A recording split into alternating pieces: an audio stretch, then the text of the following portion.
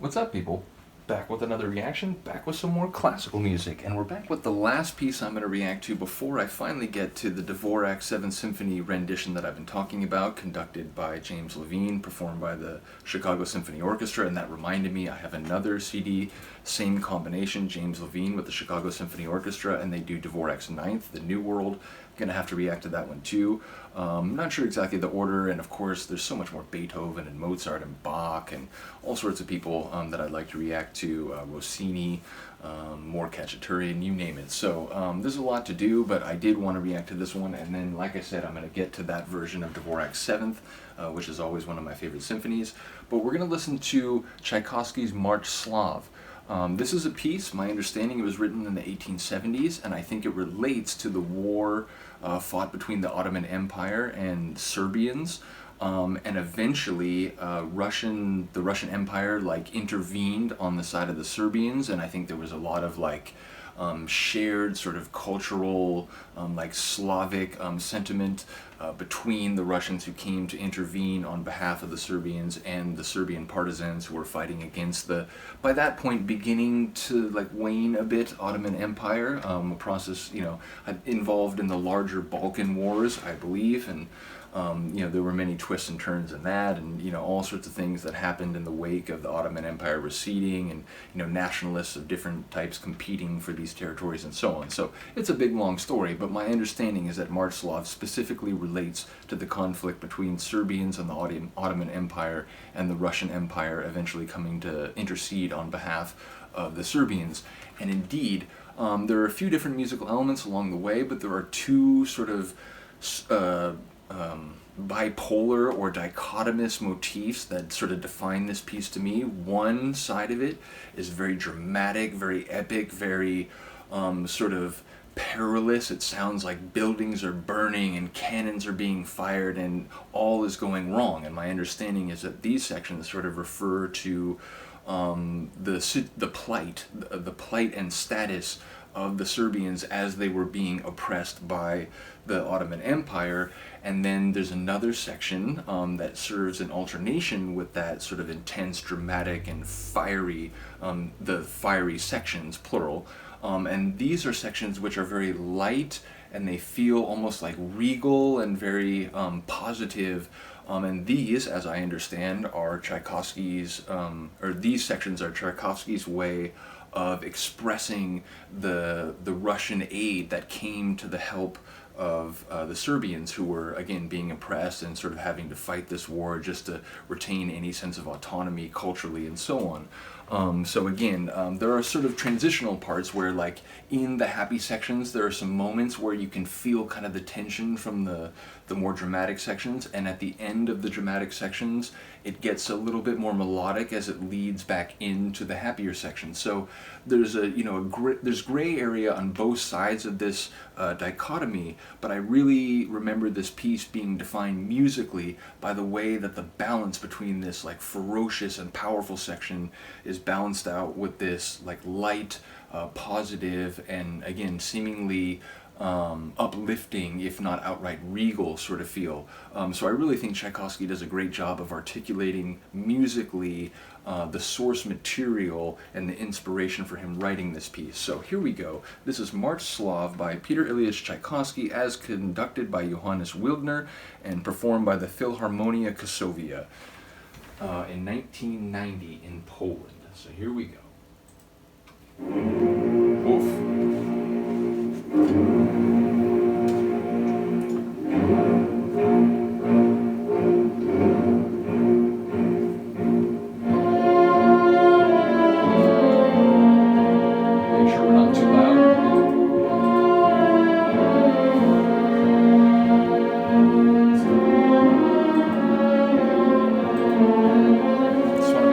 Redlining can distort the sound.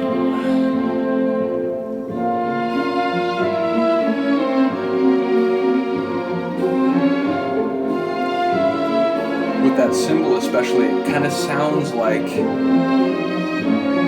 people who are having to sort of toil under the oppressive yoke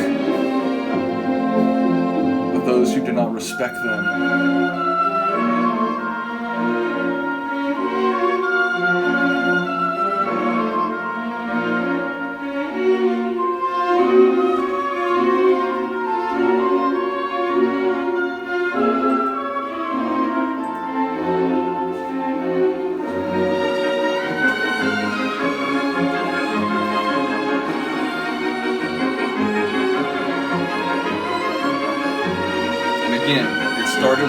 tension and this, oppressive burden sort of feeling.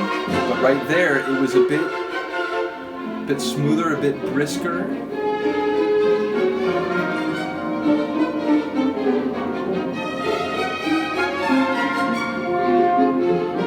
But now the tension rising again.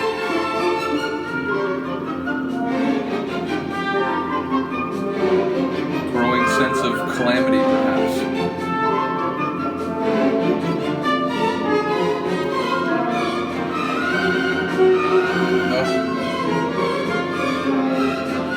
Those strings really upping the intensity. And now this big, deep build.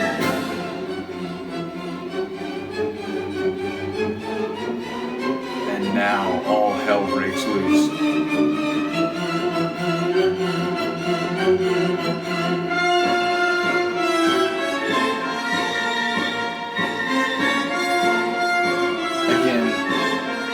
Flaming cannon shot through the sky, like plumes of smoke, confusion, not knowing where your comrades are,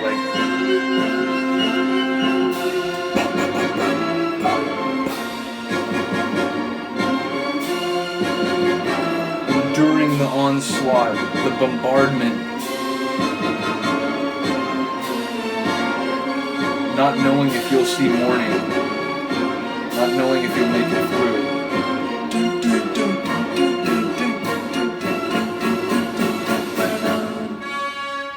And again, it's the end of this dramatic section, but we have this kind of, is that the morning sun? Did we survive?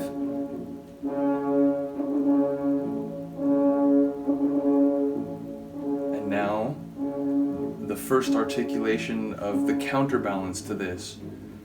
Bright, optimistic, again almost regal, confident.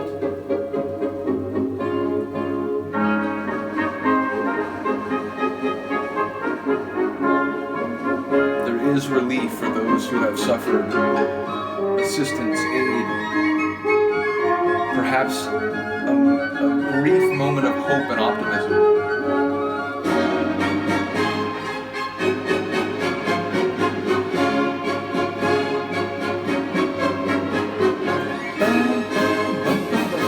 Again, regal, it's like a march.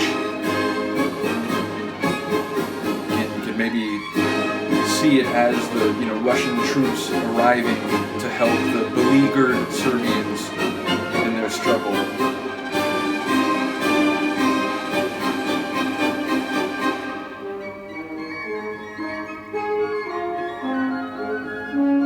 Like the horns. Then that high melody as well.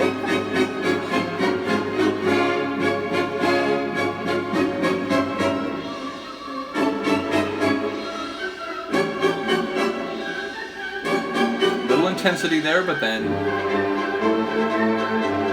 sweeping, grand, reassuring.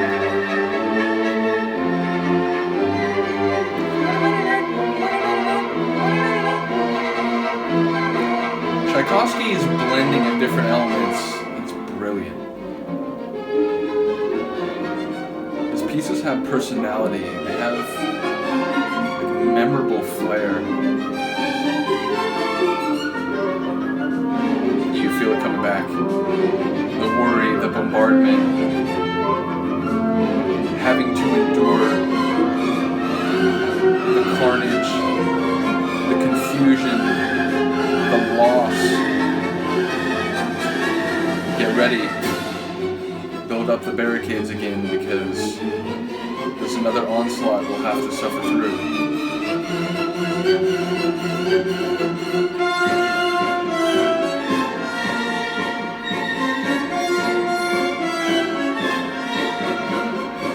It's like classical hardcore. Makes me think of those old compilation CDs, Classical Thunder.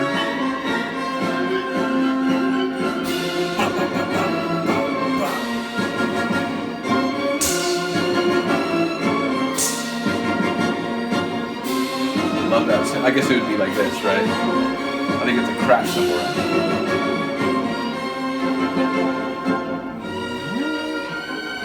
in it.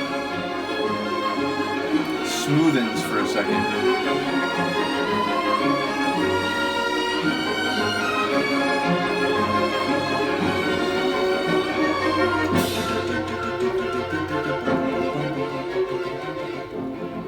It's like the shadow of the main theme there. It just keeps deepening and deepening, but it's that same, it's like the theme, the echo of the theme, the shadow of the theme, the foundation of the theme.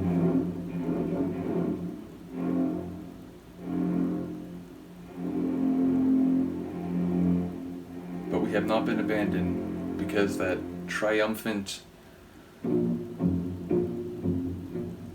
reassuring optimism will return.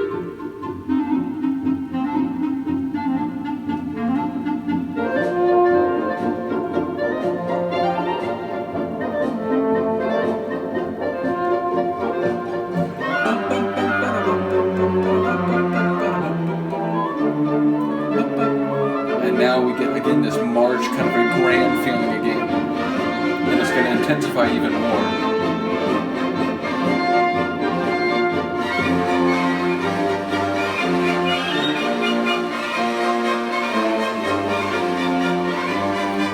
Victorious is a word I've been searching for. Didn't feel like we could do it before, but now. Victorious, right? Triumphant. The threat repelled, the integrity preserved, maybe some sacrifice along the way, but all worth it. Now a gallop to the finish, right?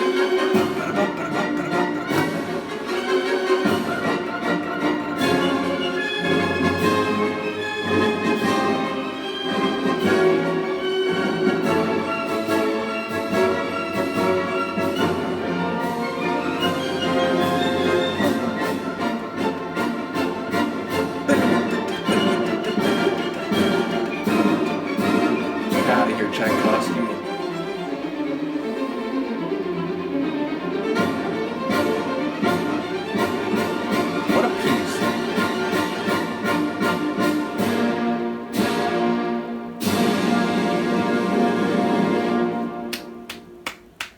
Bravo.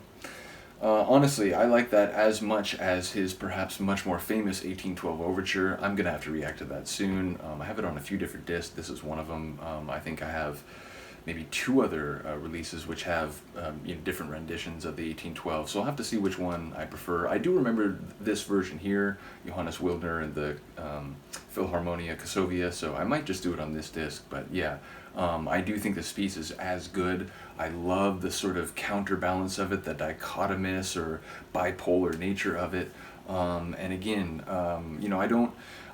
I'm an academic historian, but European history, you have to study all different eras and geographical regions when you get a graduate degree in history, but ultimately you do end up focusing on something much more narrow, and I focused on indigenous American history in the post-Revolutionary War period, specifically the Muskogee people, so I know a little bit about 19th century European history. I've taken a couple courses, but ultimately my knowledge of this particular conflict between the Ottomans and the Serbians is not extensive, so if some of you do have more information on that, or specifically the way in which Tchaikovsky was trying to encapsulate the nature and sort of nuances of that conflict through musical motifs, do let me know. Did want to thank all the people who have been watching these classical reactions. I know they're a bit more occasional compared to other stuff that I react to, but classical music was the very first music I ever heard and fell in love with, so it will always be one of my nearest and dearest pursuits. So yeah, there will be many more classical reactions. Hopefully you're here for it. Thank you for listening and watching, and I will see you next time. Peace.